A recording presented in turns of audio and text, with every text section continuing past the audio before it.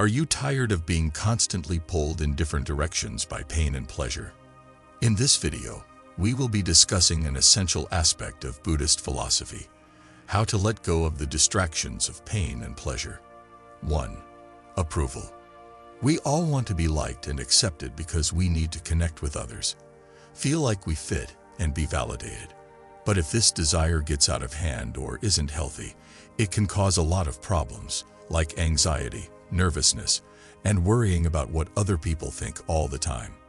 In Buddhism, wanting to be liked is seen as a big problem for spiritual growth and health because it can make us attached, angry, or distracted from our real nature. Buddhism has many ideas and practices that can help us grow inner freedom and authenticity so that we don't have to worry about getting support. Understanding anatta, or no self, is one of the most important lessons in this area. It challenges the idea of a fixed, separate self that needs to be validated or defended. Realizing that the self is not a fixed thing, but a changing, interdependent process, can help us let go of our need for praise and grow a more open, caring sense of who we are. By noticing how our thoughts, feelings, and emotions are fleeting and always changing, and by training our minds to see through the false idea of a separate, permanent self, we can grow in this understanding. Developing equanimity, or balanced, clear-seeing awareness, is another important way to stop wanting praise. Equanimity means being able to stay calm and steady in the face of praise and criticism, success and failure, without letting our feelings or other people's views change us. By practicing equanimity through meditation and awareness, we can train our minds to be wise and clear, not easily swayed by changes in approval and disapproval. We can learn to accept and welcome our flaws and weaknesses instead of looking for approval from other people if we treat ourselves with kindness and understanding. When we show self-compassion, we treat ourselves with the same care and concern that we would give to a close friend, because we know that we are all going through the same things as people. One important part of getting over wanting approval is staying true to ourselves and our ideals, even when it's not popular or easy. We can build the guts and honesty we need to stand up for what we believe in and live a life of authenticity and purpose by making sure our words, thoughts, and actions are in line with our deepest wisdom and compassion. Having an attitude of thanks can help us enjoy the good things and chances in our lives instead of worrying about what we don't have or what other people think of us. By regularly thinking about the things, people, and events we are thankful for, we can build a mind that is happier, stronger, and less reliant on outside approval. By creating a sense of abundance and connectedness, giving and sharing can help us get over our need for praise. By giving others our time, energy, and resources without expecting anything in return, we can develop a compassionate and open heart and realize that our own happiness and well-being are deeply linked to those of all living things. Buddhist teachings on how to stop seeking praise are a powerful way to deal with the distractions of pain and pleasure. They help us find inner freedom, authenticity, and well-being. We can learn to handle life's challenges and opportunities with wisdom, kindness, and grace by understanding the nature of self, becoming more equanimous, and developing healthy mental habits. This is how we find true peace and satisfaction. 2. Be happy. To be truly happy, you need to understand that it's not a fleeting feeling or something that happens because of outside factors. Real happiness comes from within and can be grown and developed. The Buddha's lessons give a complete and useful way to achieve this inner happiness that comes from being wise, doing the right thing, and growing mentally. In Buddhism, one of the most important things to do to stay happy is to understand what pain is and why it happens. The Four Noble Truths say that suffering happens when we want and cling to things that don't last, which always ends in loss and dissatisfaction. Realizing that joys and pains in this world are temporary and not satisfying helps us let go of our attachment and aversion. This lets us find a deeper, longer-lasting happiness that is not tied to outside circumstances. Developing morals is another important part of staying happy. These are the building blocks for mental health and spiritual growth. By following the rules of kindness, honesty, and integrity in our daily lives, we can create a sense of inner peace and unity that isn't easily upset by changes in happiness and sadness. Ethical behavior also keeps us from generating bad karma, which can cause us to suffer and be unhappy in the future.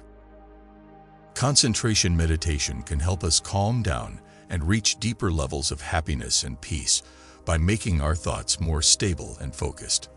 This practice can also help us stay focused and in the present moment by making it harder for pain and pleasure to confuse and bother us.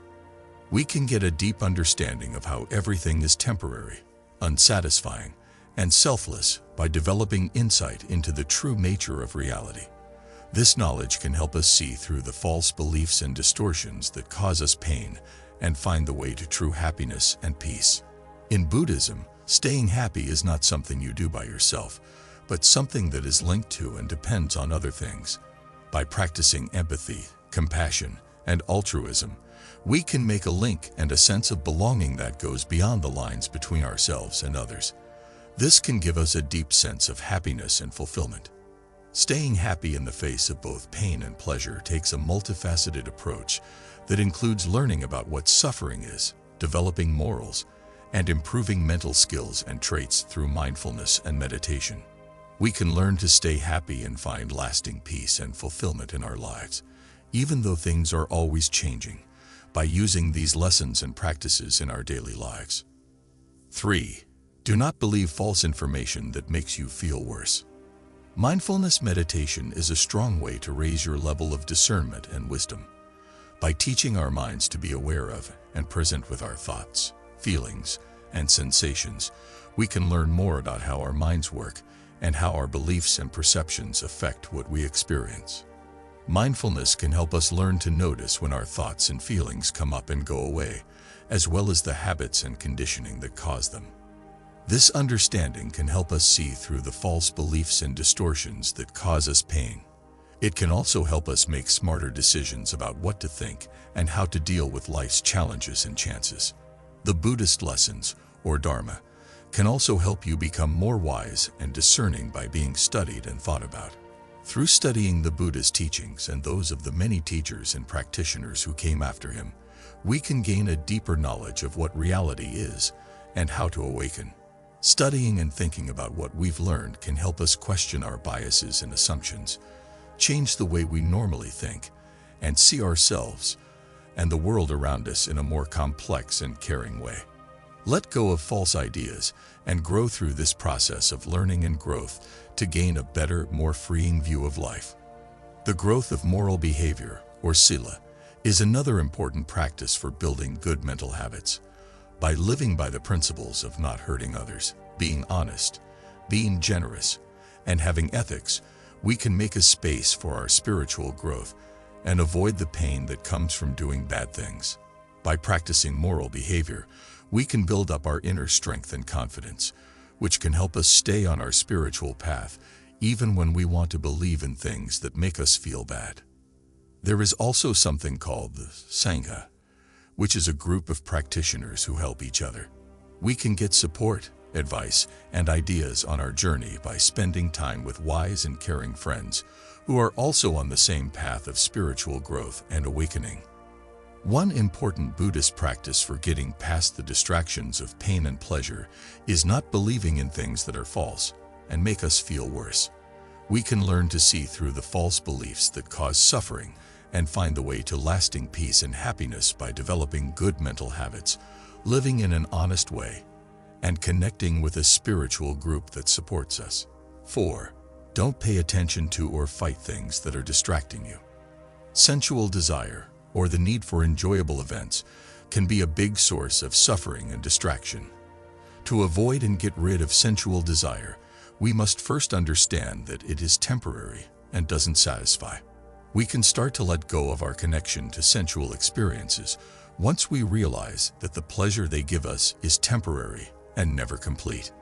Practicing happiness and renunciation is a good way to get rid of sensual desire. Finding happiness in small pleasures and the spiritual life can help us become more content. On the other hand, Renunciation means giving up our addiction to material pleasures and focusing on spiritual goals. By working on these traits, we can slowly loosen the grip of sensual desire on our thoughts and become more calm and focused. As we already said, loving kindness meditation is about being kind and loving to ourselves and others. By practicing loving kindness, we can make our hearts softer and stop ill will from hurting us. Similarly, compassion meditation helps us understand other people's pain and want to help them. This creates a link and understanding that can help get rid of anger and resentment. Being inspired by the lessons and actions of wise and kind people can help us develop enthusiasm. On the other hand, being diligent means giving our spiritual growth our wholehearted attention. We can get our energy and drive back by practicing enthusiasm and hard work. This will help us stay focused on our spiritual goals and avoid the problems that come with laziness and sleepiness, worry and restlessness, which make you feel like your mind is racing and you can't settle down or concentrate, can be especially hard to get past. Before we can ignore and get rid of restlessness and worry, we need to be aware of them and how they hurt our mental growth and well-being. By realizing how disturbing these problems are, we can start to develop the solutions that will help us deal with them. Calmness and focus. Meditation techniques that relax and soothe, like focusing on the breath or picturing a peaceful scene, can help you find peace. But you can improve your concentration by doing things like single-pointed meditation or being aware of your body. These things help to calm and align your mind. By practicing peace and concentration, we can calm and steady our thoughts, getting rid of the distractions of worry and restlessness to find more clarity and focus. Uncertainty and doubt, which can make us lose faith in ourselves and our dedication to the spiritual path, can be a subtle but powerful obstacle. To get rid of and avoid doubt, we must first figure out what makes it happen. Misinformation, a lack of understanding, or bad thinking are some of the things that can cause doubt. If we know where our doubt comes from, we can start to deal with it directly and grow faith and insight, which are the opposites of doubt. In Buddhist thought, faith doesn't mean blind belief. Instead, it means having faith in the Buddha, the Dharma, and the Sangha's knowledge and kindness. We can find the energy and drive to keep going on the spiritual path by strengthening our ties to these three places of safety. Discernment, on the other hand, means getting a clear picture of the lessons and how they can be used in real life. Focusing on faith and discernment can help us get rid of doubt and stay committed to the spiritual road. By recognizing and dealing with the 5 obstacles: sensual desire, ill will, sloth and torpor, restlessness, and worry and doubt, we can build the strength and clarity we need to ignore and beat the things that keep us from focusing on our spiritual goals and get past the pain and pleasure that get in the way. By following these lessons and doing these practices every day, we can make steady progress toward awakening and find peace and happiness that lasts. 5. Do your job faster and better. In Buddhist practice, it is important to build a strong base in ethics, focus, and wisdom. This is called the threefold training, and it helps you work better and faster. This all-around method for spiritual growth makes sure that our efforts are balanced, well-coordinated, and effective, so we can keep moving forward on the way to awakening. Buddhist practice is based on moral behavior, which gives people the steadiness and clarity they need to work better and faster. By practicing good body, speech, and mind actions, we can keep ourselves and others from harm and pain, and instead create merit and good energy that helps our spiritual growth. As a way to help people behave well, the Buddha taught 5 basic ethical precepts: don't kill, steal, commit sexual misbehavior, lie, or use drugs. By following these rules and thinking about the ideas behind them, we can build a strong base of honesty and kindness that helps us move forward on our spiritual path more quickly and easily. Another important skill for working better and faster in Buddhist practice is concentration, or the ability to focus and calm the mind. We can use the power of our thoughts to reach our spiritual goals by focusing on them through meditation and mindfulness. This will make us more clear, insightful, and effective. The third training leads to wisdom, which is the ability to see things as they really are. This is the key to working better and faster in Buddhist practice. By developing perception and insight, we can get to the bottom of reality and see how everything changes, isn't satisfying, and doesn't care about itself. Eventually, we'll realize the freeing truth of dependent origination and emptiness. The Buddha taught many ways to become wise, such as thinking about the 12 links of dependent origination, the 3 marks of existence, and the 4 noble truths. By thinking about these things and using what we've learned in our daily lives, we can slowly pull down the ignorance and delusion that hide our real nature. This will help us reach our ultimate goal of awakening more quickly and effectively. The middle way, which stays away from the extremes of self-mortification and indulgence, is an important Buddhist concept that helps people work better and faster. We can make sure that our exercise lasts, is fun, and works by finding the right balance between effort and relaxation, discipline and flexibility, and focus and insight. The middle way also helps us deal with pain and pleasure by teaching us not to hold on to pleasure or avoid pain, but to keep a balanced, thoughtful awareness that lets us deal with life's changes in a wise and kind way. Support and guidance from a spiritual group or Sangha can help you work better and faster in your Buddhist practice. Our practice can be inspired and strengthened by the examples of other wise, caring, and dedicated practitioners. We can also get helpful feedback and tips on our own practice from them. The Sangha also gives us a place to talk about our insights, problems, and successes. This helps us feel connected, supported, and grows us all as a group, which speeds up our progress on the path to awakening.